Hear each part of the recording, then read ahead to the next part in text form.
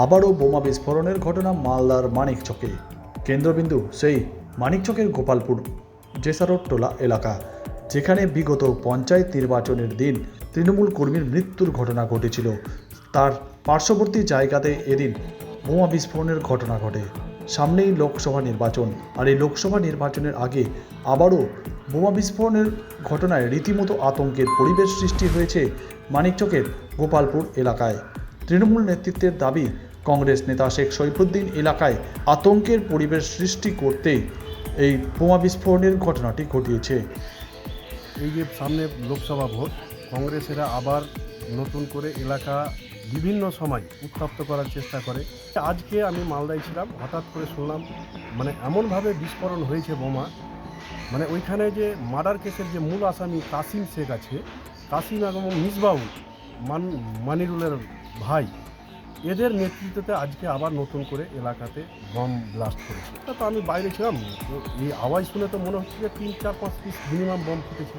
বাস্তবে ওরা হচ্ছে সাইফুদ্দিনের লোক, আমি এটা বলছি। এলাকাতে আবার নতুন করে একটা মার্ডার করার এবং প্ল্যানিং নতুন হারে একটা ছকনকশা তৈরি করছে সাইফুদ্দিনের নেতৃত্বে কংগ্রেসেরা। এটা একটা ভোটের মুহূর্তে একটা আতঙ্ক সৃষ্টি করার একটা চক্রান্ত চালায়।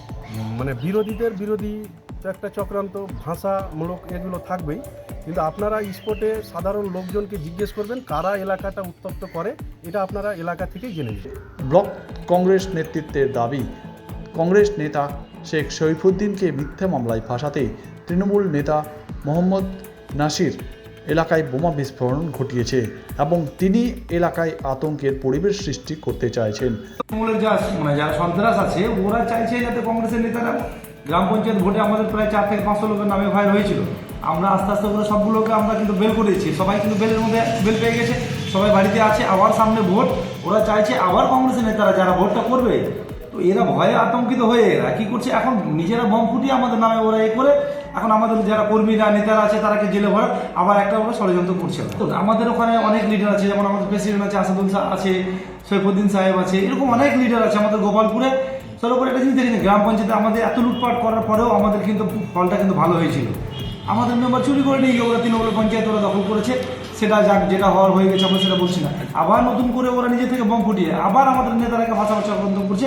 এটা কিন্তু গোপালপুরের মানুষ জানে, এটা ভালো চোখে মানুষ নেবে না। এটা স্থানীয় এলাকাবাসীরা জানিয়েছে, কে বা কারা এই বোমা বিস্ফোরণের ঘটনাটি ঘটিয়েছে তা তাদের জানা নেই, তবে এই বোমা বিস্ফোরণের ঘটনায় তারা রীতিমতো আতঙ্কে রয়েছেন। হঠাৎ করে আওয়াজ পাচ্ছি, তখন আমরা বেরিয়ে আসছি বাইরে যে কী এসের আওয়াজ হচ্ছে। তো দেখছি তো হঠাৎ করে ধোঁয়া দেখতে পাচ্ছি। তখন তো আমরা ডরে গেলাম, কী হয়ে গেল।